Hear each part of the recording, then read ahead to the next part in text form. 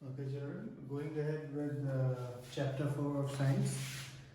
Today we'll first see a few terms. One is valence electrons. What is valence electrons? If you see, the electrons present in the outermost shell of an atom are known as valence electrons. For example, if lithium है, lithium का electronic configuration है 3 and आपको मालूम है पहले orbit में 2 आएंगे और दूसरे में 1. तो अगर आपसे पूछा जाए what is the number of valence electrons in lithium then the answer will be 1. फिर एक टर्म है octet. What is octet? Basically the combining capacity of the atoms of other elements, that is their tendency to react and form molecules with atoms of the same or different elements, was thus explained as an attempt to attain a fully filled outermost shell. An outermost shell which had 8 electrons was said to possess an octet. अगर 8 electrons होते हैं outermost orbital, then we say कि इसमें it is an octet. Atoms would thus react so as to achieve an octet in the outermost shell. And जैसे हमने बताया था कि जितने भी atoms हैं, they want their outermost shell to be full, so they would take part in reactions so that to achieve this octet. This was done by sharing, gaining or losing electrons. The number of electrons gained, lost or shared so as to make the octet of electrons in the outermost shell gives us the combining capacity of the element. That is the valency. ठीक है? तो जैसे हमने valency के बारे में बात करी थी कि number of electrons that we can share, give or gain. valency की भी अब definition देखते हैं. An atom of each element has a definite combining capacity and that is called its valency.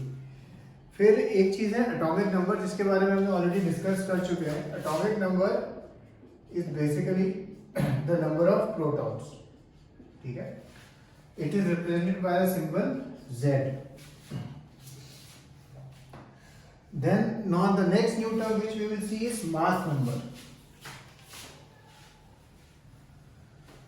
Mass number, as the name suggests, is basically gives us the mass of an atom, and it is mass number is a combination of number of protons plus number of neutrons. Electrons का हम नहीं करते हैं क्योंकि electrons का we believe they have negligible mass as compared to protons and neutrons. Mass number. After studying the properties of the subatomic particles of an atom, we can conclude that the mass of an atom is practically due to protons and neutrons alone. These are present in the nucleus of an atom. Hence, protons and neutrons are also called nucleons. ठीक है? They are also known as nucleons because वो nucleus में रहते हैं, so they are also known as nucleons. Therefore, mass of an atom resides in its nucleus. For example, the mass of carbon is 12U because it has 6 protons and 6 neutrons. 6 plus 6 is equal to 12. Similarly, the mass of aluminium is 27U, 13 protons and 14 neutrons. The mass number is defined as the sum of total number of protons and neutrons present in the nucleus of an atom.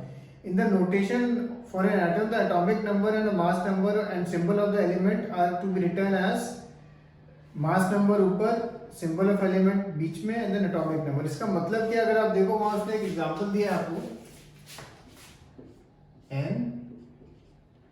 ठीक है, ऊपर वाला stand for mass number and नीचे वाला stand for atomic number.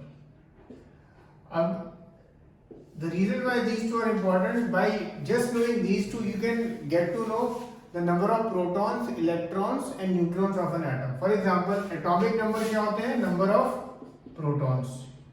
और normally हम मानते हैं कि जितने भी number of protons हैं उतने ही number of electrons हैं, तो इसमें electrons भी हो गए 7. अच्छा, mass number क्या होता है? Mass of proton plus neutron. तो जितना भी proton के mass है, जितने भी protons है 7 है, तो 14 minus 7, तो इसमें neutrons भी उतने ही हुए. उसने भी एग्जाम्पल लिखा है आपके लिए, यहीं पे लिखा है aluminium. Aluminium has a mass of 27, तो एल्यूमिनियम का सिंबल ऊपर आएगा 27 एंड इट हैज 13 प्रोटॉन्स. तो एल्यूमिनियम का ऐसे गिवन होगा. ठीक है, एल्यूमिनियम ऊपर 27 और 30. और पूछेगा एग्जाम में right the number of protons, electrons and neutrons. तो बहुत सिंपल है, नीचे यानी एटॉमिक नंबर होता है, वो जो भी नंबर होता है that is equal to the number of protons as well as electron भी हम मानते हैं। तो 13 प्रोटॉन्स 13 इलेक्ट्रॉन्स। लास्ट स्टेप, अब न्यूट्रॉन्स भी निकालने हैं। न्यूट्रॉन्स के लिए बस हल्की सी बहुत छोटी कैलकुलेशन करनी होती है। जो भी मास नंबर दिया होता है, जो भी टोटल मास होता है, जो किसकी वजह से होता है, प्रोटॉन्स प्लस न्यूट्रॉन्स की वजह से, उसमें से आपको नंबर ऑफ प्रोटॉन माइनस करना है। तो 27 माइनस 13 करेंगे तो नंबर ऑफ न्यूट्रॉन्स क्या मिल जाएगा आपको, 40। तो जब भी ऐसा सिंबल दिया हो, आपको उसको इस तरह से ब्रेक डाउन करके you have to get the answer. अब अगर हम देखेंगे, दो इंडेक्स क्वेश्चन दिए हैं। If the number of electrons in an atom is 8, the number of protons is also 8. Then what is the atomic number of the atom? अभी जानबूझ के कंफ्यूज करने के लिए आपसे इस तरह पूछा है कि जैसे आपको फर्स्ट इंस्टिंक्ट होगा दोनों चीजों को ऐड कर दो, बट नहीं, atomic number is basically number of protons. तो इसका आंसर सिंपली क्या होगा, 8।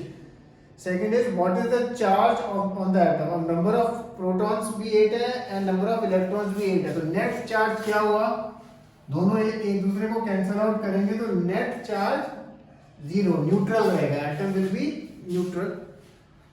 फिर है question number 2, with the help of table 4.1 find out the mass number of oxygen and sulphur.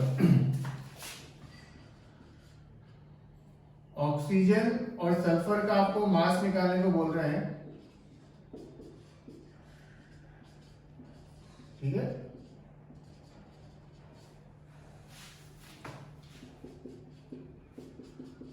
मैं ऑक्सीजन और सल्फर का निकालना, वो आप लोग निकालना, हम किसी और का निकालते हैं। हम सपोज निकालते हैं फ्लोरीन, फ्लोरीन का निकालते हैं एंड सपोज सिलिकॉन का निकालते हैं। दो कोई भी मैंने रैंडम ले लिए। तो मास नंबर कैसे निकालना है, simply number of protons plus neutrons. तो अगर फ्लोरीन में देखो, फ्लोरीन में नंबर ऑफ प्रोटॉन्स आपको दिया है 9 एंड नंबर ऑफ न्यूट्रॉन्स क्या दिया है, 10। तो 9 प्लस 10, तो उसका मास होगा 19। सिमिलरली सिलिकॉन, सिलिकॉन का भी आपको बस देखना है, नंबर ऑफ प्रोटॉन्स कितना है 14 एंड नंबर ऑफ न्यूट्रॉन्स भी कितना है 14। तो 14 प्लस 14 28। तो इसी तरह से ऑक्सीजन एंड सल्फर का भी आप लोग लिख सकते हैं।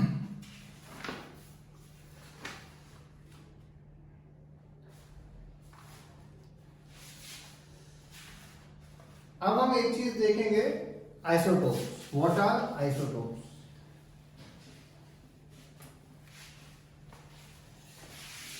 In nature, a number of atoms of some elements have been identified which have the same atomic number but different mass number. उनके atomic number same होते हैं but mass number different होते हैं. For example, take the case of hydrogen atom. It has 3 species. Hydrogen देखिए, सबसे पहले protium, डिटीरियम and tritium. Protium लिखा है यहाँ पे, फिर लिखा है डिटीरियम,